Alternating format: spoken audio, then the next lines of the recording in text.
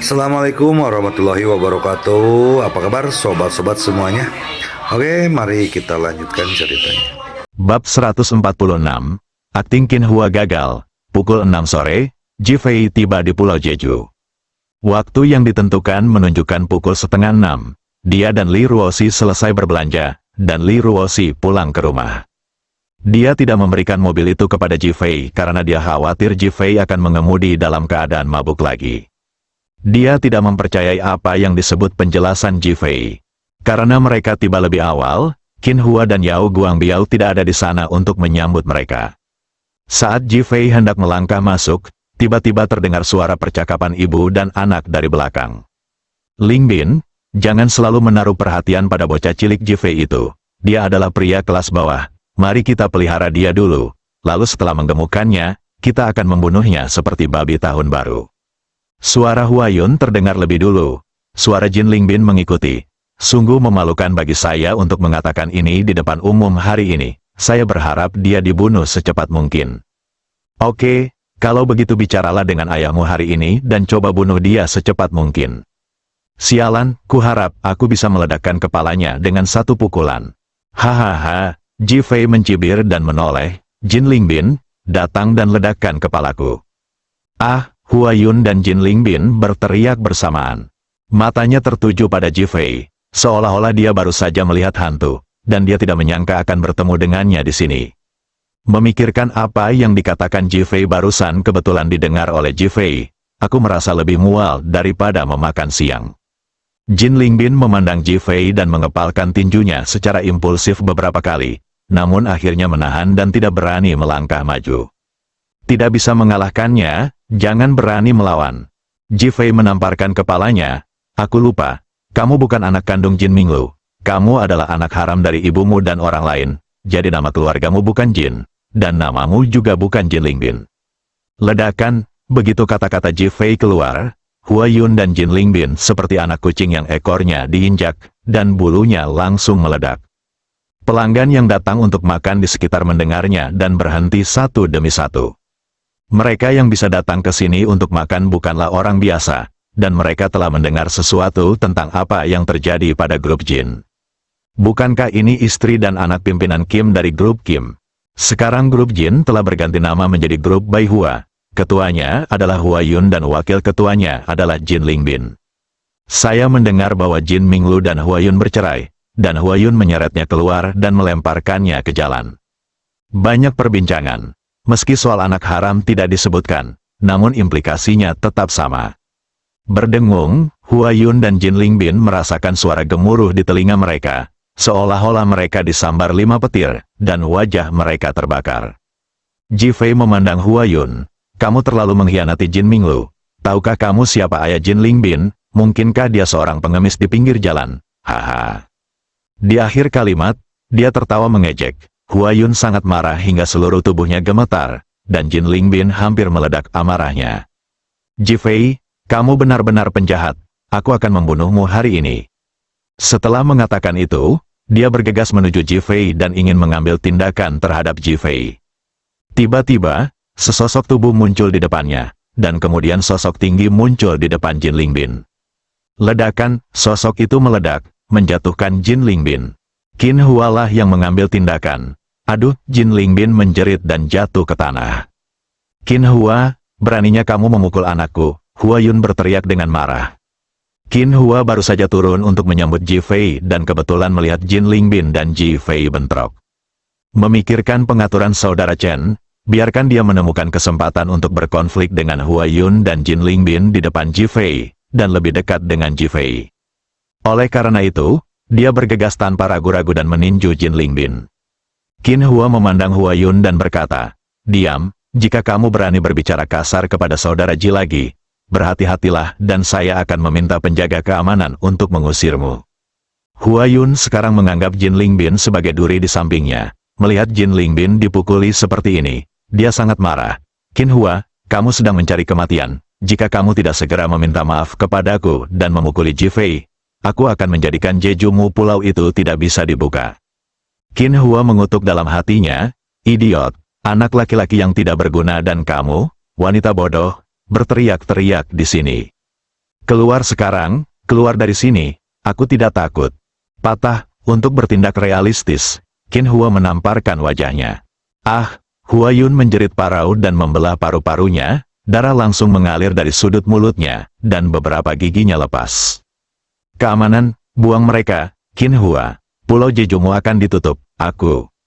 Aduh, sebelum Hua Yun selesai berbicara, dia diinterupsi oleh penjaga keamanan dan diseret keluar. Dalam waktu kurang dari 10 detik, Hua Yun dan Jin Lingbin ditinggalkan di luar seperti anjing. Qin Hua menghampiri Ji Fei dengan ekspresi tersanjung di wajahnya. Saudara Ji, saya terlambat menyambut Anda. Mohon maafkan saya, silakan masuk. Dengan pelajaran kemarin, rasa hormat yang dia tunjukkan kepada Ji Fei terasa tulus. Meskipun Ji Fei tidak tahu apa yang dipikirkan Qin Hua, dia masih sangat senang karena dia mengambil tindakan atas namanya. Direktur Qin melakukan pekerjaan dengan baik. Setelah mengatakan itu, dia melangkah maju. Qin Hua mengundang Ji Fei ke kamar pribadi, dan ponselnya tiba-tiba berdering. Melihat bahwa itu adalah saudara Chen, dia segera berlari keluar untuk menjawab panggilan tersebut. Namun, saat dia berjalan keluar, Ji Fei menjentikan jarinya, dan benda hitam yang tidak mencolok menempel di rambut Qin Hua di sebelah telinga kanannya. Qin Hua tidak tahu. Dia keluar dan hanya menekan jawaban. Saudara Chen, sesuai instruksi Anda, saya sengaja bentrok dengan Hua Yun dan Jin Lingbin di gerbang Pulau Jeju hari ini di depan Ji Fei. Dan kamu memukuli mereka dan mengusir mereka, kan? Suara menderu saudara Chen datang dari ujung telepon yang lain. Tangan Qin Hua yang memegang telepon bergetar dan dia hampir menjatuhkannya ke tanah. Saudara Chen, aku akan meniduri ibumu, kakak Chen langsung bersumpah. Wajah Qin Hua menjadi pucat, dan keringat dingin muncul di dahinya. Dia tahu bahwa dia dalam masalah, dan dramanya sepertinya gagal hari ini. Kak Chen, aku minta maaf. Aku mungkin terlalu kasar hari ini. Qin Hua, jika kamu tidak membunuh Ji Fei hari ini, aku akan membunuhmu. Patah, saudara Chen langsung menutup telepon. Berpikir bahwa hari ini adalah makan malam keluarga pertama sejak saya mengenali putra saya. Awalnya saya ingin anak saya melihat energi dan kekuatan saya.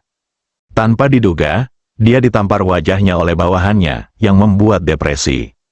Dia bilang dia ingin berakting, tapi dia tidak menyangka akting Qin Hua begitu nyata dan misterius, bukan? Paru-paruku hampir meledak. Memikirkan kebencian Jin Lingbin terhadap Ji Fei, dia memutuskan untuk membunuh Ji Fei agar putranya dapat mengenalinya sebagai ayahnya lagi. Qin Hua memegang ponsel yang mengeluarkan nada buta. Telapak tangannya berkeringat dan wajahnya dipenuhi keringat. Dia sedikit bingung sekarang. Apa yang harus dilakukan? Dia juga berharap untuk membunuh Ji Fei. Meskipun Wang Ruirui kemarin bodoh dan pantas mati, dia adalah wanitanya. Namun, ketika dia mendengar tentang kekuatan Ji Fei, dia tidak percaya diri. Dengan gertakan terakhir giginya, jika Ji Fei tidak mati, Qin Hua akan mati. Karena satu orang ditakdirkan untuk mati, itu pasti orang lain.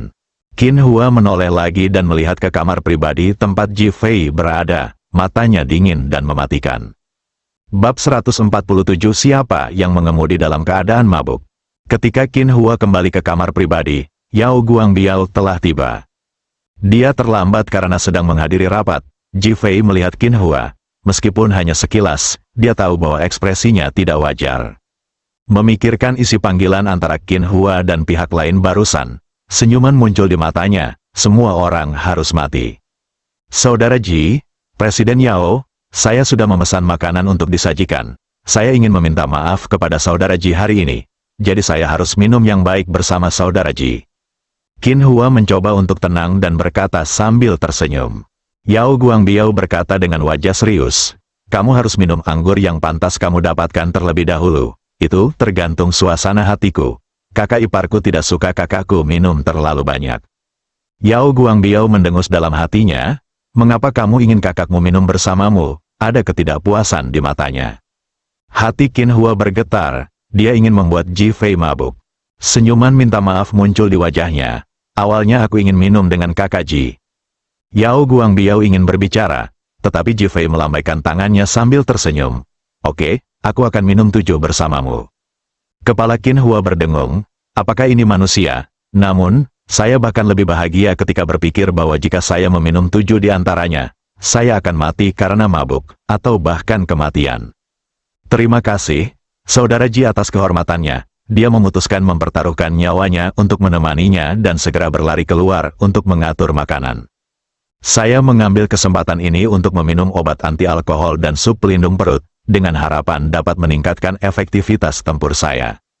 Yao Guangbiao memandang Ji Fei dengan bingung, dan Ji Fei tersenyum tanpa menjelaskan. Segera makanan dan minuman disajikan, untuk membuat Ji Fei mabuk. Qin Hua menuangkan masing-masing 7 gelas minuman keras untuk dia dan Ji Fei. Dia berencana untuk minum 2 kilogram dalam satu putaran dan langsung membuat Ji Fei mabuk, sehingga anak buahnya bisa menyerang dengan mudah. Kakak Ji, untuk menunjukkan rasa hormat, aku akan melakukannya dulu. Setelah mengatakan itu, dia mengambil gelas dan langsung meminumnya. Anggur putih bersuhu 52 derajat masuk ke perut saya, dan sensasi terbakar tiba-tiba menghampiri saya. Saya diam-diam bersyukur karena saya baru saja minum obat dan meminum sup yang menyehatkan perut, kalau tidak saya akan langsung muntah. Dia meletakkan gelas anggur dan menatap Ji Fei, menunggu Ji Fei meminumnya. Yao Guangbiao ingin berbicara, tetapi Ji Fei melambaikan tangannya, mengambil segelas anggur putih, mengangkat lehernya dan meminumnya. Wajahnya tetap tidak berubah dan dia tersenyum bebas. Qin Hua mengutuk dalam hatinya, tapi tetap mengacungkan jempol pada Ji Fei, kakak Ji luar biasa. Setelah mengatakan itu, dia mengambil cangkir kedua dan meminumnya. Tiba-tiba ada sensasi terbakar di perutku, dan aku kewalahan karenanya. Aku berusaha sekuat tenaga untuk tidak muncrat. Melihat Ji Fei sudah selesai minum. Qin Hua mulai merasa gugup, tapi dia tetap teguh dan mengangkat gelasnya lagi. Saudara Ji punya jumlah yang sangat besar. Gudong, minumlah, kemudian engah. Seteguk anggur muncrat. Orang itu bahkan langsung terjatuh ke belakang. Ji Fei bergerak sangat cepat dan langsung menopang Qin Hua tanpa jatuh ke tanah, lalu melemparkannya ke sofa. Duduk lagi, Yao Guangbiao memandang Ji Fei dengan kebingungan di wajahnya. Lagu apa yang dia nyanyikan? Saudara laki-laki, bagaimana makanan di Pulau Jeju? Aku ingin mencobanya hari ini. Setelah mengatakan itu, dia mengambil sumpitnya dan mulai makan, lalu melirik ke dinding di pintu dengan santai. Yao Guangbiao langsung mengerti bahwa ada pengawasan. Ini cukup unik di kota Ninghai. Jika saudara Ji menyukainya, saya kira Direktur Qin akan sering datang mentraktir Anda makanan di masa depan. Ji Fei tersenyum dan tidak berkata apa-apa, baru saja menyantap suapan pertama hidangan tersebut. Perasaan campur aduk muncul di hati saya. Rasanya masih familiar. Namun perasaan yang saya rasakan saat masih kecil sudah tidak bisa saya temukan lagi. Orang tua dan keluargaku telah tiada untuk selama-lamanya. Dia memandang Qin Hua, seorang pria yang tidak tahu apakah harus hidup atau mati. Yao Guangbiao tidak tahu apa yang dipikirkan Ji Fei, jadi dia makan perlahan bersama Ji Fei. Sedangkan untuk Qin Hua yang mabuk, dia tidak mempedulikannya. Selama periode ini, pelayan sedang menyajikan makanan. Ketika dia melihat Qin Hua mabuk dan tertidur, dia tidak berani mengatakan apapun dan segera pergi setelah menyajikan makanan. 2 jam kemudian, Ji Fei sudah kenyang dan berkata, "Ayo pergi." Yao Guangbiao berdiri dan menatap Qin Hua dengan mata bertanya-tanya. "Pergi dan bangunkan Direktur Qin dan minta dia mengirim kita pergi." Setelah Ji Fei selesai berbicara, dia memimpin untuk keluar. Yao Guangbiao berjalan mendekat dan membantu Qin Hua berdiri. "Direktur Qin, kami sudah kenyang dan kami akan pergi." "Tidak, jangan khawatir, ayo minum lagi, aku belum mabuk." Qin Hua bergumam sambil berjalan. Ketika para pelayan yang lewat melihat Qin Hua dalam keadaan ini, mereka tidak berani maju ke depan, mengira dia akan menyuruh Yao Guangbiao dan yang lainnya pergi. Yao Guangbiao membantu Qin Hua ke tempat parkir. Beruang hitam sudah keluar dari mobil dan membuka pintu. "Hei Xiong, bawa Direktur Qin ke belakang dan biarkan dia duduk di belakang sisi pengemudi. Ini akan memudahkan penanganannya jika kamu ingin muntah. Xiao Yao, duduklah di kursi penumpang dan kencangkan sabuk pengamanmu." Setelah Ji Fei selesai berbicara, dia langsung duduk di kursi pengemudi. "Saudara Ji, apakah kamu masih bisa mengemudi setelah minum?" Yao Guangbiao mengingatkan dengan suara rendah. "Ayo pergi." Setelah Ji Fei selesai berbicara, dia menginjak pedal gas. Yao Guangbiao dan Hei Xiong tidak berani berbicara lagi, namun mereka tetap mengencangkan sabuk pengaman karena takut terjadi kecelakaan. Terutama Yao Guangbiao, memikirkan 2 gelas anggur Jifei. Jika dia tertangkap, itu akan menjadi insiden mengemudi dalam keadaan mabuk. Setelah berkendara kurang dari 1 kilometer, saya melihat mobil polisi memeriksa mengemudi dalam keadaan mabuk di parkir di sana, tetapi tidak semua orang memeriksanya. Keduanya merasa gugup, berdoa agar Jifei mengemudi dengan mantap dan tidak ketahuan. Namun Jifei langsung menuju mobil polisi. Hati Yao Guangbiao terangkat ke tenggorokannya. Saudara Ji, ini penyelidikan mengemudi dalam keadaan mabuk.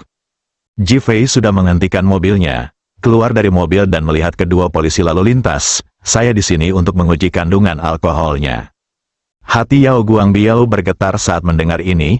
Mungkinkah ada yang salah dengan kepala saudara Ji karena minum? Ketika kedua polisi lalu lintas melihat itu adalah Jifei, mereka memikirkan apa yang terjadi tadi malam. Karena petunjuk yang diberikan oleh Wang Ruirui, mereka mengungkap kasus prostitusi online. Ketika mereka bertemu Jifei lagi, dia memiliki sikap yang sangat baik. Apakah kamu masih menguji? Tidak ada gunanya. Benar, lupakan saja. Jifei tersenyum dan melambaikan tangannya, saatnya mengikuti tes. Yao Guangbiao sangat cemas hingga dia hampir berlari dan menarik Jifei kembali. Namun, Jifei menghembuskan 2 napas keras ke arah penguji. Yao Guangbiao langsung menutupi wajahnya. Sudah berakhir, Jifei sengaja mencari kematian. Sudut mulut beruang hitam juga bergerak-gerak. Kakak Ji tidak menyangka dia akan menjadi gila setelah minum terlalu banyak. Namun, lihat, aku baru saja bilang tidak apa-apa, ayo pergi. Seorang polisi memandang Jifei, mengacungkan jempol dan berkata, terima kasih atas kerja keras kalian berdua, saya harap kalian bisa segera dipromosikan. Setelah Jifei selesai berbicara, dia berbalik dan masuk ke dalam mobil, menyalakan mobil dan pergi. Yao Guangbiao dan He Xiong memandang Jifei seolah-olah sedang melihat monster. Kedua polisi lalu lintas itu tergerak ketika mereka memikirkan tentang promosi awal Jifei. Mereka memandang Jifei dengan gembira di mata mereka. Jifei melanjutkan perjalanan. Setelah beberapa lama, saudara Ji, apakah kamu kenal kedua polisi lalu lintas itu? Yao Guangbiao bertanya dengan lemah. Aku tidak mengenalmu, bagaimana kalau kamu mengemudi dalam keadaan mabuk? Siapa bilang aku mengemudi dalam keadaan mabuk? Apakah kamu tidak minum? Siapa bilang minum berarti mengemudi dalam keadaan mabuk? Kayak orang jahat. Apa dia bilang dia orang jahat? Lihat ke kiri. Jifei tiba-tiba mengingatkan. Yao Guangbiao dan beruang hitam berbalik untuk melihat, mata mereka tiba-tiba melebar dan ketakutan. Sebuah truk besar melaju ke arah mereka. Pengemudi truk besar adalah pengemudi yang benar-benar mabuk, kata Jifei bercanda. Beruang hitam, buka pintu mobil dan dorong Qin Hua keluar. Apa? Ledakan. Ketika Yao Guangbiao bertanya, beruang hitam telah membuka pintu mobil dan mendorong keluar tubuh besar Qin Hua. Klik, truk besar itu langsung menabrak Qin Hua yang terbang keluar, lalu menabrak mobil Jifei. Bab 148 membunuh seseorang dengan pisau pinjaman, duduklah dengan tenang. Jifei berteriak, lalu menginjak pedal gas hingga ke bawah. Wuhou, mesinnya mengeluarkan suara gemuruh yang tumpul lalu melaju ke depan dengan cepat. Pengemudi truk besar itu bereaksi cepat, memutar kemudi dan kembali menabrak mobil Jifei Zai. Yao Guangbiao dan He Xiong gemetar hebat di dalam mobil. Jika mereka tidak memakai sabuk pengaman, mereka pasti diusir. Merayu, mobil kembali mengeluarkan bunyi pedal gas ditekan ke bawah. Namun Jifei menginjak rem hingga ke bawah, lalu memutar setir dengan keras, dan mobil berputar melingkar dengan roda kiri depan sebagai titik tumpu. Bang, truk berukuran besar tersebut menabrak bagian belakang bagasi mobil, langsung meluncur ke parit di depan, dan menabrak tiang telepon. Mobil Jifei berguncang 2 kali, memanfaatkan situasi untuk berputar, dan langsung menghindar. Namun, pintu kiri belakang dirobohkan dan separuh pintunya hancur. Mencicit, roda mengeluarkan suara gesekan yang keras, lalu berhenti dengan mantap. Yao Guangbiao dan He Xiong menjadi pucat dan saling memandang seolah-olah mereka sedang bermimpi. Dalam beberapa detik antara hidup dan mati, jika beruang hitam mengendarai mobil, dia pasti akan mati. Melihat Jifei yang marah, dia sudah melepaskan sabuk pengamannya dan melompat keluar dari mobil. Kedua orang itu dengan cepat melepaskan sabuk pengaman mereka. Kakak. Bagus, mata Jifei menyipit dan dia melihat ke arah mobil polisi. Didi, dalam sekejap, Lebih dari selusin mobil melaju, mengelilingi Ji Fei dan yang lainnya. Saat orang-orang di dalam mobil hendak melompat keluar, mereka melihat mobil polisi lalu lintas. Dia segera masuk ke dalam mobil dan berpencar seperti segerombolan lebah. Yao Guangbiao dan beruang hitam langsung mengerti bahwa seseorang dengan sengaja mencoba membunuh mereka dan menyebabkan kecelakaan mobil. Memikirkan Ji Fei yang meminta beruang hitam untuk mendorong Qin Hua keluar. Ji Fei, mungkinkah itu Qin Hua? Ji Fei tidak berkata apa-apa, polisi lalu lintas sudah tiba. Tutup tempat kejadian, panggil bantuan, minta dukungan secepatnya. Kedua polisi lalu lintas itu membagi pekerjaannya dan bekerja sama, dan segera mulai dikerahkan. Polisi yang baru saja mengukur kadar alkohol Ji Fei mendatangi Ji Fei dan bertanya, "Apa kabar?" "Tidak apa-apa, hanya saja mobilnya jatuh dan ada yang terlempar keluar. Mungkin lebih serius daripada buruk." Ketika polisi lalu lintas melihat mobil Ji Fei dan bekas ban tertinggal di jalan, jantungnya bergetar. Ini adalah takdir yang nyata. "Tunggu sebentar dan buat catatan bersama kami, lalu pergi." Ji Fei mengangguk. Yao Guangbiao dan He Xiong memandang Ji Fei dan tetap diam saat mereka melihat dia tidak berbicara. Segera, polisi tiba satu demi satu. Setelah memeriksa tempat kejadian, Qin Hua langsung dipukul dan dibunuh. Polisi tidak hanya menghela nafas, tetapi ketika mereka sedang memilah barang-barang Qin Hua, mereka melihat ponsel Qin Hua di antarmuka perekaman, dan seorang polisi lalu lintas menekan tombol rekam karena penasaran. "Kak Chen, aku minta maaf. Aku mungkin terlalu kasar hari ini. Qin Hua, jika kamu tidak membunuh Ji Fei hari ini, aku akan membunuhmu." Ketika rekaman panggilan telepon antara saudara Chen dan Qin Hua keluar, polisi segera waspada. Yao Guangbiao dan He Xiong sangat marah hingga gigi mereka gatal. Mereka tidak menyangka pihak lain benar-benar ingin membunuh Ji Fei. Ada rekaman telepon lain kemudian, mengirim orang untuk diam-diam mengawasi mobil Ji Fei dan Yao Guangbiao, mencoba mencari cara untuk menyebabkan kecelakaan mobil dan membunuh kedua orang itu secara langsung. Ledakan, saat rekaman itu keluar, seluruh tempat itu meledak. Polisi itu memandang Ji Fei dan Yao Guangbiao, "Kebencian apa yang kamu miliki terhadap Qin Hua? Mengapa dia ingin membunuhmu?" Ji Fei merentangkan tangannya dan menyatakan bahwa dia tidak tahu.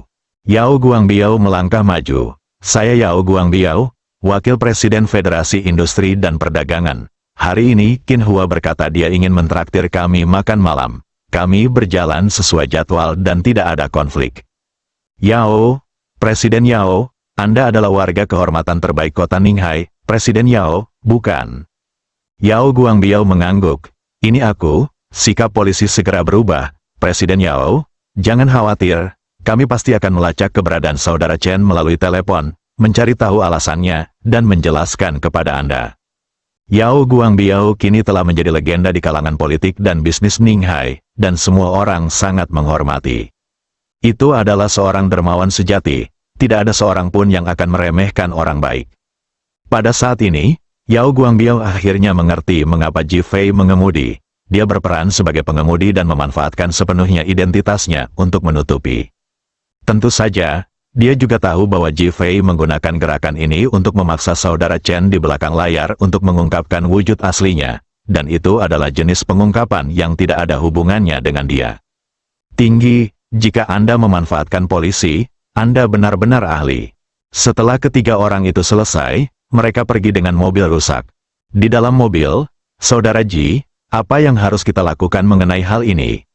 Yao Guangbiao bertanya sambil memikirkan mobil yang berencana mengambil tindakan tetapi tidak berangkat. "Biarkan polisi yang melakukannya, Kakak Ji. Apa maksudmu?" "Beruang hitam, apakah kamu ingat nomor plat tadi?" Beruang hitam mengangguk, "Saya ingat sebagian besar." Ji Fei menggelengkan kepalanya, "Lain kali ingat semuanya." "Ya." Beruang hitam tiba-tiba berkeringat dingin. "Karena mereka lebih aktif daripada polisi, ayo kita coba." Senyuman tipis muncul di bibir Ji Fei. "Kakak Ji, jangan khawatir." Setelah beruang hitam selesai berbicara, dia segera menelepon untuk membuat pengaturan. "Saya hanya memberi orang satu kesempatan. Qin Hua tidak memanfaatkannya." Setelah Ji Fei selesai berbicara, dia keluar dari mobil dan pergi. Yao Guangbiao dan He Xiong tercengang. Keringat dingin mulai mengucur di punggung mereka.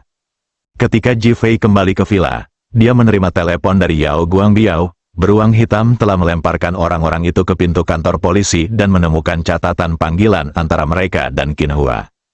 Ji Fei mengangkat tangannya dan melirik ke arah waktu. Agak lambat, kita masih perlu memperkuat latihan. Yao Guangbiao dan Hei Xiong berada di sisi lain, mendengar kata-kata ini tanpa menggunakan tangan. Wajahnya awalnya penuh kegembiraan. Namun, hal ini juga semakin menginspirasi semangat juang beruang hitam, dan dia mengepalkan tinjunya. Saudara Ji berhak mengkritik. Terdengar nada buta dari telepon, Ji Fei menatap langit malam, bulan cerah dan bintang jarang, tapi badai telah meningkat. Hotel Ninghai, makanan yang dipesan oleh saudara Chen dan keluarganya di hotel diantar ke kamar, dan mereka bertiga sedang makan. Jin Lingbin mengambil gelas anggur. Ayah, izinkan aku bersulang untukmu. Setelah malam ini, Ji Fei meninggal. Besok aku akan mencaplok grup Li baru. Aku akan membuat wanita jalang Li Ruosi itu berlutut di depanku dan memohon belas kasihan.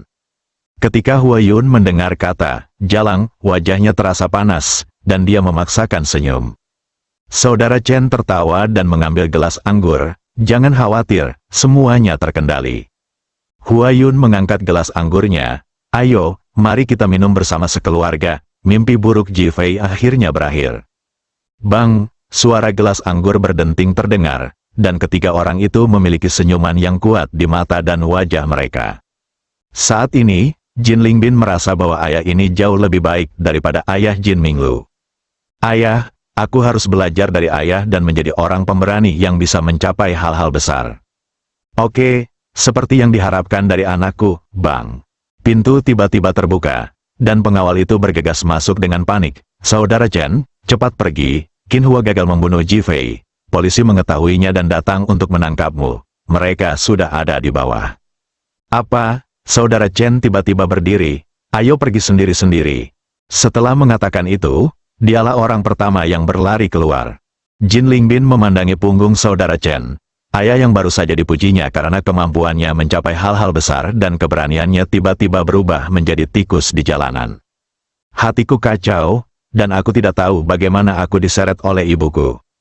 Namun, sang ayah yang baru ia kenali seharian telah menghilang tanpa jejak.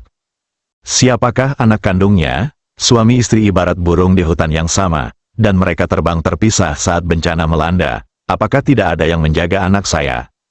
Dia tiba-tiba merasa bahwa ayah yang dijemputnya membuatnya merasa sangat rumit.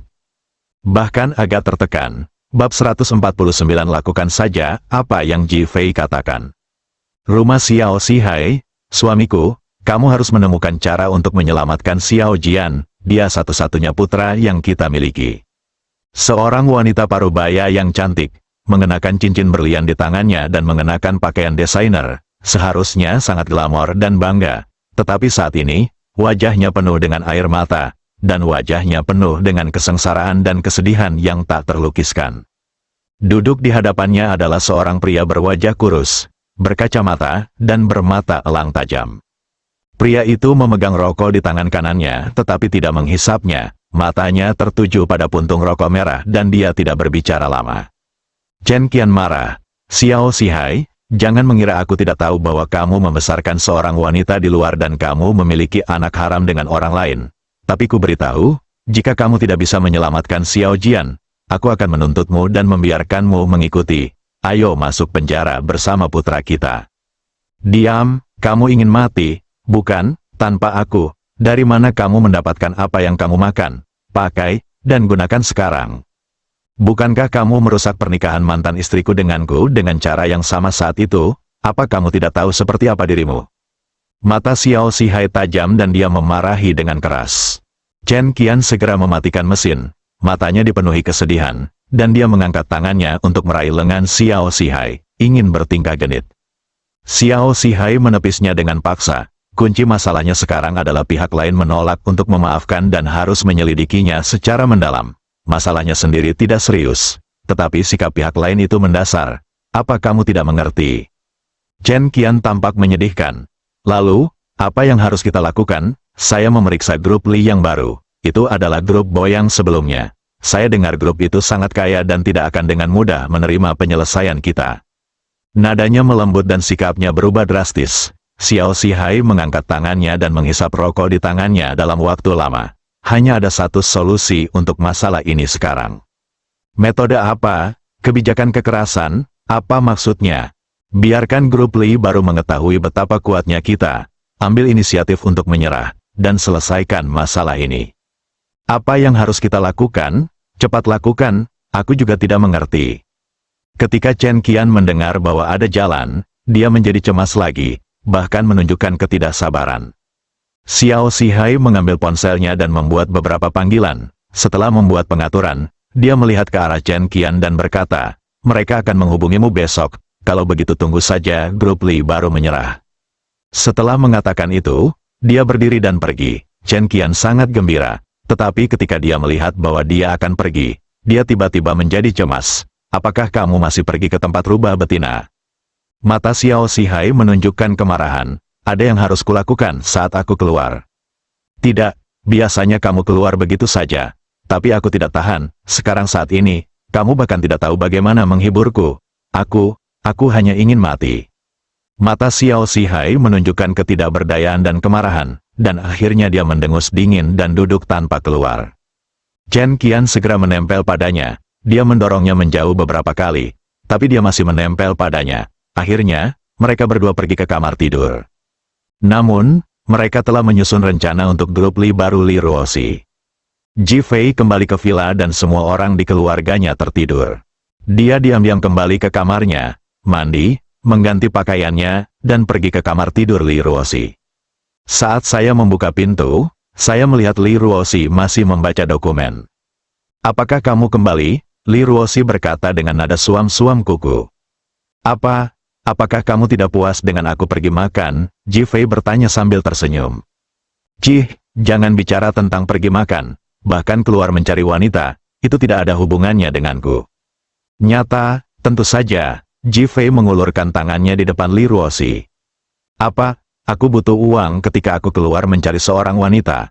Teng, wajah Li Ruoxi langsung memerah. Lalu alisnya menyatu, dasar gangster busuk, keluar. Mengetahui bahwa Ji Fei sengaja menggunakan cara ini untuk mengingatkannya akan teriakan dan komentar semua orang ketika dia memberikan dirinya sendiri kartu bank deposit 10 miliar di bank hari ini. Haha, Ji Fei tertawa dan berbaring di tempat tidur Li Ruoxi. Hei, kenapa kamu berbaring di tempat tidurku? Li Ruoxi berteriak cemas. Ji Fei melihat wajah Li Ruoxi yang memerah dan merasa senang. Namun dia tetap berpura-pura menyesal. Saya tidak bisa mengendalikan diri. Saya ingin berbaring di tempat tidur. Hanya hantu yang bisa mempercayainya, gumam Li Ruoxi. Dia terus melihat dokumen-dokumen itu, tetapi perhatiannya tidak bisa lagi terkonsentrasi, dan dia terus menatap Ji Fei yang tergeletak di tanah tanpa sadar. Kenapa dia begitu baik padaku? Mengapa dia begitu rela pada dirinya sendiri? Segera dengkuran Ji Fei terdengar. Li Ruoxi tidak tahu kenapa, tapi mendengarkan dengkuran Ji Fei, dia merasakan kebahagiaan yang tak bisa dijelaskan di dalam hatinya. Ji Fei membuka matanya. Dia berpura-pura tidur, berharap Li Ruoxi akan segera istirahat. Selama ini, dia telah melatih Li Ruoxi, tetapi dia tidak ingin menjadikannya manusia besi, dan dia tidak ingin dia terlalu lelah. Li Ruoxi juga berguling-guling di tempat tidur, tidak bisa tidur. Ji Fei membuatnya merasa seperti perlahan tersesat. Malam, sunyi, namun, kedua hati itu semakin dekat. Keesokan harinya, begitu Ji Fei dan Li Ruoxi tiba di perusahaan, manajer keuangan Wan Fangfang sudah menunggu di depan pintu kantor. Manajer Wan, apa yang dapat kamu lakukan? Li Ruoxi bertanya. Wan Fangfang sedang memegang setumpuk dokumen di tangannya, matanya merah, dan jika dia tidak memakai sadel tebal, dia akan melihat lingkaran hitam. Tuan Li, perusahaan mengalami beberapa masalah keuangan. Oh, Li Ruoxi mengeluarkan suara bingung dan masuk ke kantor. Wan Fangfang meletakkan dokumen itu di meja Li Ruoxi. Tuan Li, grup Li baru kami terutama bergerak dalam investasi real estate. Meskipun grup Boyang berkinerja sangat baik di masa lalu, kami juga meminjam banyak uang dari bank. Li Ruoxi mengangguk, saya tahu semua situasi ini, ajukan saja pertanyaan Anda.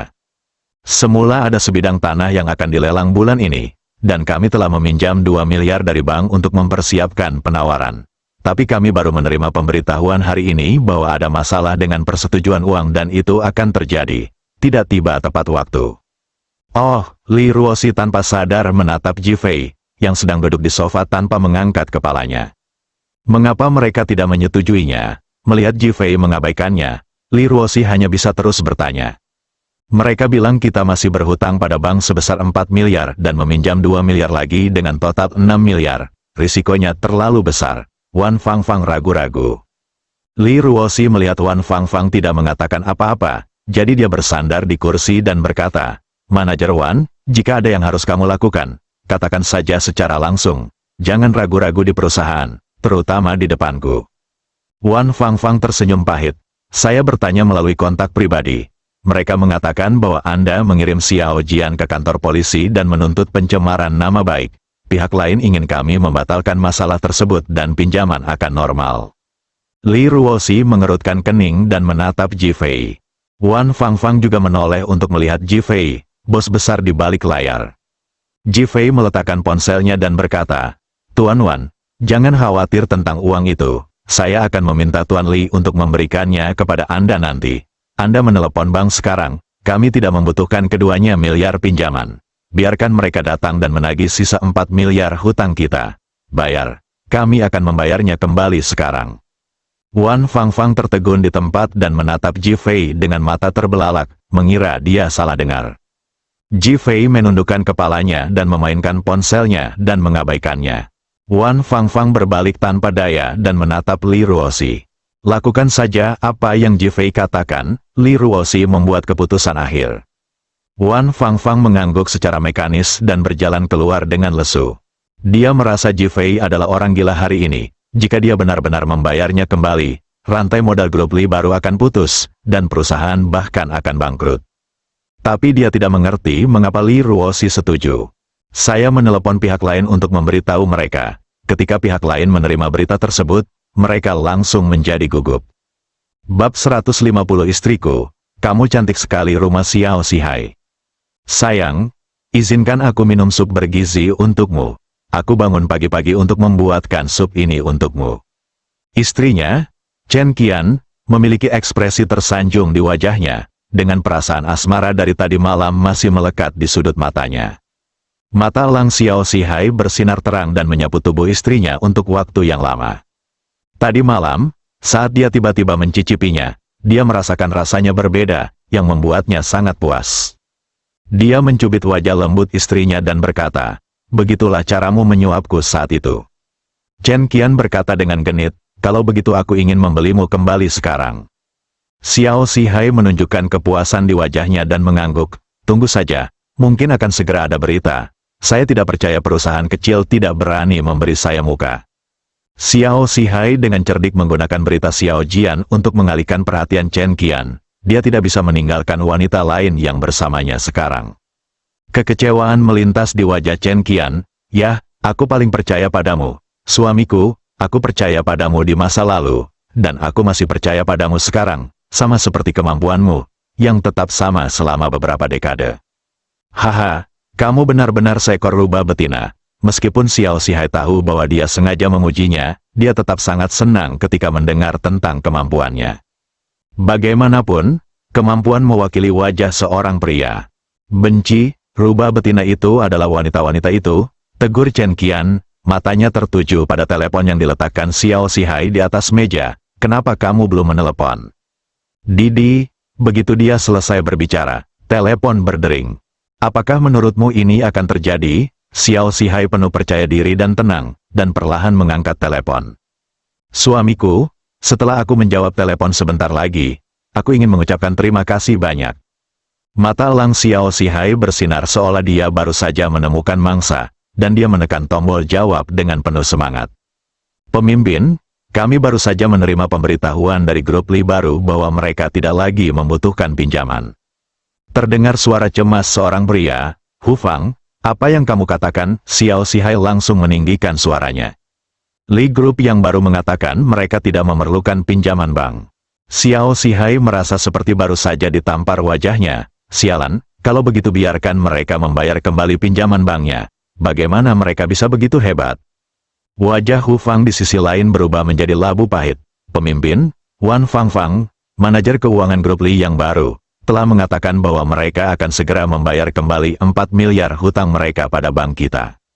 Apakah mereka gila? Xiao Zihai berdiri. Bos, menurutku mereka gila. Tapi apa yang mereka katakan itu benar, kami sudah diberitahu untuk menarik uangnya. HMPH, kamu orang yang ceroboh. Kamu bisa menerima uang itu jika mereka membayarnya kembali. Aku akan menelepon semua bank sekarang dan meminta mereka meminta pembayaran kembali pinjamannya. Pada saat yang sama, mereka tidak akan pernah memberikan pinjaman kepada bank baru. Grup Li lagi. Patah, Xiao Zihai langsung menutup telepon. Kebanggaan asli di wajahnya menghilang dalam sekejap. Dan itu lebih seperti dia meminum bubuk mesiu, dan wajahnya muram seperti air.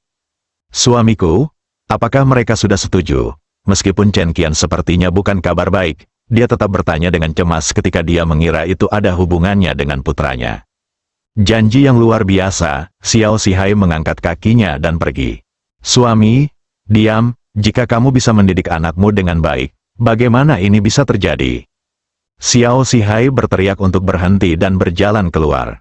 Pada saat yang sama, dia menelepon orang-orang di departemennya dan berkata, beritahu semua bank untuk segera memblokir pinjaman ke grup Li baru. Dia ingin grup Li baru dicekik sampai mati oleh uang. Di kantor Li Ruoxi, Ji Fei, menurutmu apa yang sedang terjadi? Li Ruoxi memandang Ji Fei dan bertanya. Ji Fei tersenyum tenang. Bukankah ini sangat sederhana? Ini hanya kebijakan pemaksaan. Mereka ingin menggunakan ini untuk membuat kita menyerah dan mencabut tuntutan. Apakah buruk jika kita menyinggung satu sama lain seperti ini? Li Ruoxi memikirkan bank, yang merupakan penguasa modal, hanya perusahaan yang bergantung pada bank, dan tidak ada bank yang bergantung pada perusahaan, jadi dia belum terlalu percaya diri. Ji Fei berdiri dengan tenang, izinkan saya memberi Anda sebuah contoh. Contoh apa? Sama seperti saat kita bersama, jika aku membutuhkan seorang wanita untuk memenuhi kebutuhan dasar fisiologisku, menurutmu apakah aku akan menjagamu? Kamu, wajah Li Ruoxi memerah. Ji Fei mengangkat tangannya untuk menghentikannya, tetapi alasan mengapa saya memilih untuk membutuhkan Anda adalah karena saya memiliki Anda di hati saya. Hal yang sama berlaku antara kita dan bank. Kami menggunakan bank karena kami memberikan bank kesempatan untuk menghasilkan uang. Tanpa itu, bank tidak akan mampu menghasilkan uang. Tidak ada apa-apa. Ledakan, ketika Ji Fei mengucapkan kata-kata selanjutnya, Li Ruoxi langsung tercengang. Jika orang lain mengatakan ini, dia mungkin tidak akan mempercayainya. Tapi ketika Ji Fei mengatakannya, dia harus mempercayainya. Memikirkan Ji Fei secara acak mengeluarkan kartu bank, baik kartu hitam atau kartu emas, yang masing-masing bukanlah sesuatu yang dapat dimiliki orang biasa. Kemudian dia berpikir tentang bagaimana Ji Fei selalu memberinya kejutan, yang membuat keraguannya langsung padam begitu keraguan itu muncul. Pada saat ini, pintu kantor tiba-tiba terbuka, dan Wan Fangfang bergegas masuk lagi dengan cemas. Tuan Li sedang tidak sehat. Li Ruoxi hanya bisa sedikit mengernyit. Kenapa kamu begitu bingung? Manajer Wan, apa yang terjadi? Ji Fei yang pertama berbicara.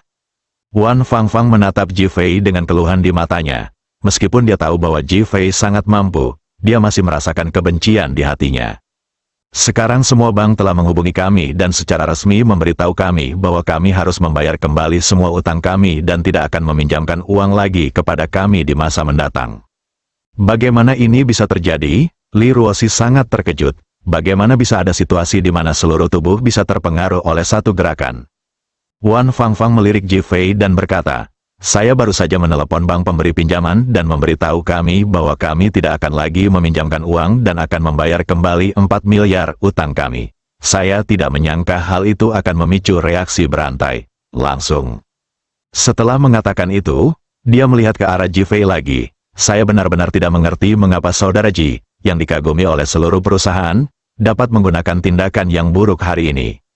Ini hanya mendorong grup Li baru ke dalam lubang api. Ji Fei, apa yang harus kita lakukan? Li Ruoxi bertanya dengan tergesa-gesa. Salat dingin, Anda, jingle bell-bell. Sebelum Li Ruoxi selesai berbicara, dia disela oleh telepon di meja. Dia segera mengangkat telepon dan berkata, Tuan Li, ada banyak manajer bank di luar yang datang ke perusahaan dan sekarang berada di lobi. Mari kita segera membayar kembali uangnya. Li Ruoxi, bawa mereka ke ruang konferensi. Ji Fei mengambil telepon dari tangan Li Ruoxi dan segera menutup telepon setelah berbicara. Beralih ke Wan Fangfang, dalam setengah jam, bawa rekening perusahaan ke ruang konferensi. Tuan Li, lihat, Wan Fangfang jelas tidak lagi mempercayai perkataan Ji Fei. Menurut pendapatnya, dia hanya bisa menjadi semakin sengsara dan ingin mendengarkan instruksi Li Ruoxi. Ji Fei, apa yang harus kita lakukan mengenai masalah ini? Bukankah aku sudah mengatakannya? Dingin, apa yang harus aku lakukan jika itu keren? Apa maksudnya? Biarkan mereka menunggu di ruang konferensi selama setengah jam sebelum kita pergi. Li Ruoxi dan Wan Fangfang memandang Ji Fei seolah-olah mereka sedang melihat monster. Apakah Anda benar-benar ingin meninggalkannya di sana? Orang-orang itu adalah dewa kekayaan. Saya tidak tahu berapa banyak pimpinan perusahaan yang memandang mereka seolah-olah mereka adalah cucu yang melihat kakek mereka. Sekarang, sebenarnya, gantungkan di ruang konferensi. Tidak ada yang bisa mengetahuinya kecuali Ji Fei. Ngomong-ngomong, beritahu staf keamanan konferensi untuk tidak memberi Anda seteguk air pun, dan jangan menyalakan AC di ruang konferensi. Li Ruoxi dan Wan Fangfang masih terkejut, dan Ji Fei memberi mereka kejutan yang lebih besar lagi. Ini adalah provokasi yang telanjang, bahkan penghinaan yang telanjang. Akhirnya, lakukan apa yang Ji Fei katakan. Li Ruoxi memilih untuk mempercayai Ji Fei. Wan Fangfang pergi dengan sangat tidak senang dan tidak bisa berkata-kata. Li Ruoxi meraih lengan Ji Fei. Apakah kamu tidak akan menyinggung perasaan mereka sepenuhnya dengan melakukan ini? Pernahkah kamu memikirkan konsekuensinya? Ji Fei menatap wajah cantik Li Ruoxi, tersenyum dan tidak berkata apa-apa. Kamu sedang berbicara, sayang. Kamu cantik sekali. Li Ruoxi bersambung.